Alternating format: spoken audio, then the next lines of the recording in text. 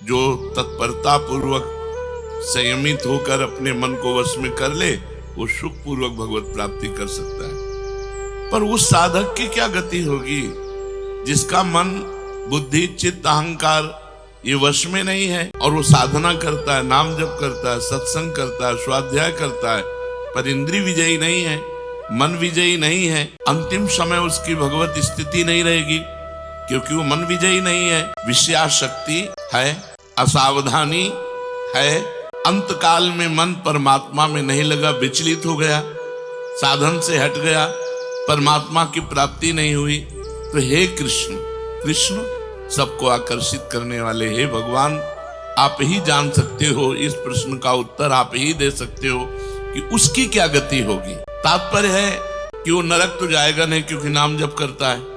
थोड़ा भी नाम जप करता है तो नरक नहीं जाएगा, थोड़ी भी भक्ति करता है तो नरक नहीं जाएगा।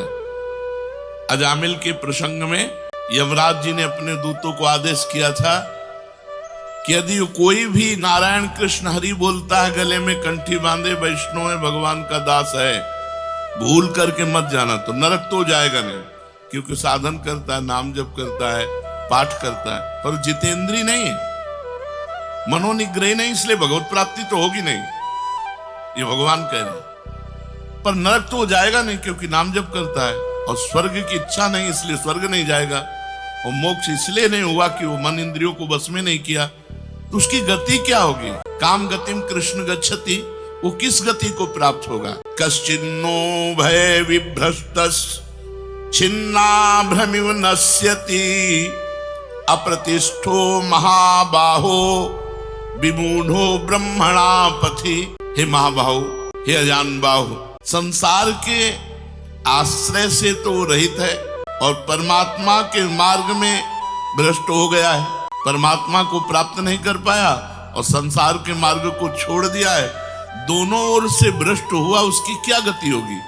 कहीं वो किसी बादलों की तरह छिन्न भिन्न नष्ट तो नहीं हो जाएगा? दोनों ओर से भ्रष्ट हुआ अर्थात संसार मिला नहीं, परमार्थ में भगवान मिले नहीं, तो उसका समय जो परमार्थ में गया, जो भजन साधन में गया, वो सब बेकार हो गया, क्योंकि आपकी तो प्राप्ति हुई नहीं। एतन्मे संशयम कृष्ण छेतुर्मर्हस्य शेषतः त्वदन्या संशयस्यास्य छेता नाहुपपद्यते। हे कृष्ण, मेरे इस संदेह को सर्वथा छेदन करने के लिए आप ही समर्थ हैं, क्योंकि किसकी क्या गति होगी इसका निर्णय तो सिर्फ भगवान कर सकते हैं। इस संशय का छेदन करने के लिए आपके सिवाय इस सृष्टि में दूसरा कोई नहीं हो सकता, इसलिए आप का गति कृष्ण, उसकी क्या गति होगी?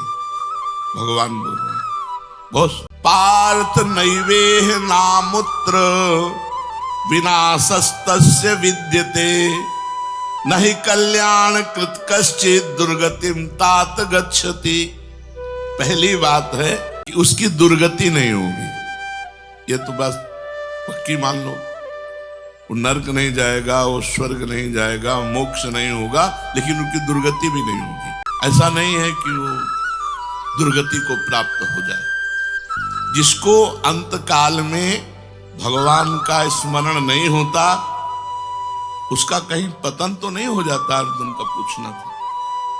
इस बात को लेकर के बहुत व्याकुलता थी कि बेचारा साधन कर रहा है, इंद्रियां बस में नहीं, मन में बस में नहीं, तो अंत समय भगवान का स्मरण नहीं होगा तो उसकी दुर्गति हो जाएगी। तो भगवान कह रहे पार्थ नैवेह नामुत्र विनाशस्तस्य विद्यते। हे पृथानंदन, सच्चे हृदय से जुड़ा था, भगवान जुड़ना देखते, राहत न प्रभु चित चूक किए की करत सुरत सै बार ही की। भगवान उसकी क्रियाओं को नहीं देखते, उसके चित्त को देखा, हृदय की बात देखी। वो भगवान से जुड़ना चाहता है, वो भगवान को प्यार करना चाहता है, वो भगवान से मिलना चाहता है, पर इंद्रियां वश में ना होने के कारण, मन वश में ना होने के कारण बार बार वो विषयों में फिसल जाता है, बार बार भोगों में पतित हो जाता है। तो भगवान उसका पतित होना नहीं देखते, भगवान उसका चित्त से जुड़ना देखते हैं। राहत न प्रभु चित्त चूक किए की करत सुरत सैबार ये की हृदय की बात देखते। सच्चे हृदय से भगवान में जुड़ना चाहता था, अब उसका पतन नहीं हो सकता, मरने के बाद भी पतन नहीं हो सकता। जितनी उसकी स्थिति भजन में बन गई है, उसके नीचे वो गिर ही नहीं सकता। बहुत बढ़िया बात है। हमारा अगर 100 नाम जप हो गया है तो 101 से चलेगा अगले जन्म में, 99 से नहीं चलेगा। जिसकी जितनी भजन में स्थिति हो गई है, उससे वो नीचे वो नहीं गिर सकता। देखो, पहली बात तो दुर्गति हो नहीं सकती, नरक जाना नहीं है, स्वर्ग जाना नहीं है, दुर्गति होनी नहीं है। आगे भगवान बताएंगे उसकी गति क्या होगी। उसकी साधना जितनी है वो कभी नष्ट नहीं हो सकती। चाहे जितना बड़ा पाप बन जाए, उस पाप का उसे दंड भोगना पड़ेगा, लेकिन उसकी साधना नष्ट नहीं होगी। ये इस मार्ग का बहुत बड़ा सपोर्ट है कि मानो हम दिन भर भजन किया, हमसे शाम के गलती हो गई तो बोले दिन भर का भजन नष्ट हो गया। नहीं, आपका भजन दिन भर का वो है, और जो आपकी गलती हुई वो अलग है।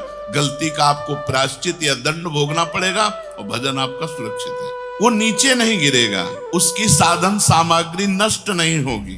ये बहुत हृदय को शीतलता पहुंच। हमने जो नाम जप किया वो हमारा सुरक्षित है, नाम जप वो कभी नष्ट नहीं होगा।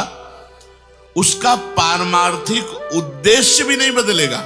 उसने उद्देश्य बनाया भगवत प्राप्ति, वो उद्देश्य भी उसका नहीं बदलेगा। हाँ, कितने जन्म लगेंगे ये उसका प्रयास होगा, प्रयत्न होगा। वो जन्मता मरता रह सकता है, ना भजन उसका नष्ट होगा, कम होगा, ना उद्देश्य उसका बदलेगा। वो लगेगा भजन। भक्ति बीज पलटे नहीं, जो जुग जाए अनंत, ऊंच नीच कुल उपजय होए संत को संत। वो कभी ऐसा नहीं हो सकता कि इतना भजनानंदी अब भ्रष्ट हो गया तो वो पतित हो गया, नीच दुर्गति, अरे सब बेकार, कुछ नहीं। जो गलती हुई उसका दंड मिलेगा, और जहां से वो भजन कर रहा है वहीं से उसकी भजन की स्थिति आगे बढ़ेगी। जैसे उदाहरण में राजर्षि भरत का उदाहरण दिया था कि हिरन पे वृत्ति गई तो हिरन बने, लेकिन गंडकी नदी में खड़े होके हिरन बन करके भी इतना भजन किया कि अगला जन्म जड़ भरत जी के रूप में ब्रह्मबोध संपन्न महापुरुष के रूप में हुआ। तो भगवान कहते हैं, नहीं कल्याण कृत कश्चित दुर्गतिम तात गच्छति। अर्जुन, हे तात, बहुत प्यार भरा संबंध है, उसकी दुर्गति नहीं हो सकती। जो मेरा थोड़ा भी भजन किया है उसकी दुर्गति नहीं हो सकती। साधक के लिए बहुत ही पॉइंट के आश्वासन की बात कह रहे कि थोड़ा भी भजन किया तो उसकी दुर्गति नहीं हो सकती, और अगले जन्म में परमात्मा प्राप्ति की लालसा इतनी प्रबल होगी कि वो इंद्रियों मन को वश में कर लेगा। इस जन्म में जो चूक हुई वो अगले जन्म में सुधार लेगा। उसकी दुर्गति नहीं होने का तात्पर्य है कि जो मनुष्य कल्याणकारी कार्य में लगा हुआ है, जिसके लिए मनुष्य शरीर मिला है, वो कार्य कर रहा है, भजन कर रहा है, सत्संग कर रहा है, स्वाध्याय कर रहा है, ठाकुर सेवा कर रहा है, वो अपने असली कार्य में लगा हुआ है, पर उसका मन चलायमान है, उसकी इंद्रियां चलायमान, तो उसकी दुर्गति नहीं होगी। कारण कि उसका ध्येय चिन्मय तत्व भगवान में है, इसलिए उसका पतन नहीं हो सकता। मैं उसकी रक्षा करता हूं, तो उसकी दुर्गति कैसे हो सकती है? क्योंकि उसने थोड़ा भी सही मेरा भजन किया है। मेरी दृष्टि सर्वभूत हिते रता है, सब पर मोरी बराबर दाया, सब मम प्रिय सब मम उपजाए। मैं सबको प्यार करता हूं। फिर जो मनुष्य मेरी तरफ चल पड़ा, अपना किसी तरह से कल्याण परम हित मानकर मेरी तरफ चल पड़ा, तो मैं उसे सबसे ज्यादा प्यार करता हूं। फिर मैं जिसे प्यार करता हूं उसकी दुर्गति कैसे हो सकती है? प्यार तो सबको करता हूं, लेकिन जो अपना मान करके मेरी तरफ चल पड़ा, मेरा भजन करने लगा, उसकी दुर्गति कैसे हो सकती है? मेरा वो समझे न समझे, उससे वास्तविक संबंध तो है ही। ममई वांसो जीवलोके जीव भूता सनातना। वो भले भगवान से संबंध ठीक नहीं लगा पा रहा, लेकिन भगवान तो जान रहे मेरा संबंधी है, मेरा अंश है। ये संसार के साथ उसका वास्तविक संबंध नहीं है। उसने मेरे साथ इस वास्तविक संबंध को, असली लक्ष्य को उसने स्वीकार किया कि अब इस जन्म में भगवान को प्राप्त करना चाहता हूं, तो चाहे जितना बड़ा गलती पड़ गई, अपराध पड़ गया हो, उससे दुर्गति उसकी नहीं हो सकती। भगवान कहे उसका किया हुआ साधन नष्ट नहीं हो सकता। हाँ, वो देखने में मोहित सा लगेगा कि भ्रष्ट हो गया, अब तो कोई भजन साधन नहीं, अब तो भ्रष्ट सा हो गया है, साधन छूटा दिखाई देगा। परंतु ऐसी परिस्थिति में भी मैं उसका साथ नहीं, उसने मेरा भजन छोड़ दिया, मेरा साधन छोड़ दिया, लेकिन मैं उसका, जैसे एक सत्संग में दृष्टांत में देते थे कि जगन्नाथ जी की सेवा में श्रीअंग पार्षद रहते थे, तो उनमें से एक पार्षद वैश्या संसर्ग करने लगे कुसंग के कारण। तो जब सब पार्षदों को पता चला तो उन्होंने बुलाया और कहा, देखो तुम परम पावन श्री जगन्नाथ जी के अंग सेवी हो, या जगन्नाथ जी की सेवा छोड़ो वैश्या का संग करो, या वैश्या संग छोड़ो जगन्नाथ जी का अंग संग करो। तो भगवान की माया से मोहित हुए, साधन से गिरे हुए होने के कारण उन्होंने जगन्नाथ जी का अंग संग छोड़ दिया और वैश्या का अंग संग स्वीकार किया। आश्चर्य की बात कि जब उनका शरीर पूरा हुआ, वैश्यागामी जो अंग संग सेवी थे, तो जब शरीर पूरा हुआ तो जगन्नाथ जी ने स्वप्न में अपने पार्षदों को आदेश किया कि उसकी अंत्येष्टि क्रिया हमारे पार्षदों जैसी की जाए। तो उनका प्रभु स्वप्न में ही कहा कि प्रभु, उन्होंने तो आपको छोड़कर वैश्या को स्वीकार कर लिया था। तो बोले, उन्होंने छोड़ दिया था, ये उनकी हिम्मत है, हमारी हिम्मत नहीं, हमारा स्वभाव नहीं है, हमारी सामर्थ्य नहीं है। हम एक बार जिसको पकड़ लिया उसको कभी छोड़ते नहीं। तो भगवान यहाँ कह रहे हैं कि कभी कभी वो मोहित हो जाता है, वो साधन छोड़ता, लेकिन मैं उसे नहीं छोड़ता। ये खास बात समझो, मैं उसे नहीं छोड़ता। उसका किया हुआ अपराध, किया हुआ पाप, भले उसको थोड़ा समय दंड भुगताने के लिए, लेकिन मैं उसे छोड़ता नहीं। तो उसकी दुर्गति कैसे हो सकती है? इसलिए घटना घट सकती है। ये तो भगवान कह रहे हैं, मनमानी मत करना, कह रहे घटना घट सकती है। आपने अपराध किया, आपको पाप का दंड मिल सकता है, लेकिन मैं उसके अंदर ऐसी व्याकुलता पैदा करूंगा कि वो सब प्रपंच छोड़कर दौड़कर मेरी तरफ भाग पड़ेगा, क्योंकि मैं उसे नहीं छोड़ता। जैसे गोपियों में थोड़ा अभिमान आया, मैं अंतर ध्यान हुआ, लेकिन उन्हीं के बीच में रहकर जहां व्याकुल हुई मैं प्रकट हो गया। तो भगवान कह रहे हैं कि एक बार जिसके भीतर थोड़ी भी साधना चल पड़ी, थोड़े भी संस्कार भक्ति के पड़ गए, नाम जप करना, वाणी पाठ करना, थोड़ा भी भगवत्कार, कर्म चैव तदर्थीयम सदित्येवाभिधीयते, उसका कभी पतन नहीं हो सकता। जो संस्कार पड़ गया भक्ति का, क्योंकि सत वस्तु का कभी अभाव नहीं होता, तो फिर प्रभु गति क्या होती है उसकी? तो भगवान कह रहे, प्राप्य पुण्य कृताम लोका नुषित्वा शाश्वती समाह शुचीनाम श्रीमताम गेहे योग भ्रष्टो भी जायते। आहा, प्राप्य पुण्य कृताम लोकान, उसने गंगा स्नान किया है, उसने नाम जप किया है, उसने वाणी पाठ किया है, उसने ठाकुर सेवा की, तो कोई साधारण है? बहुत बड़ा धनी है।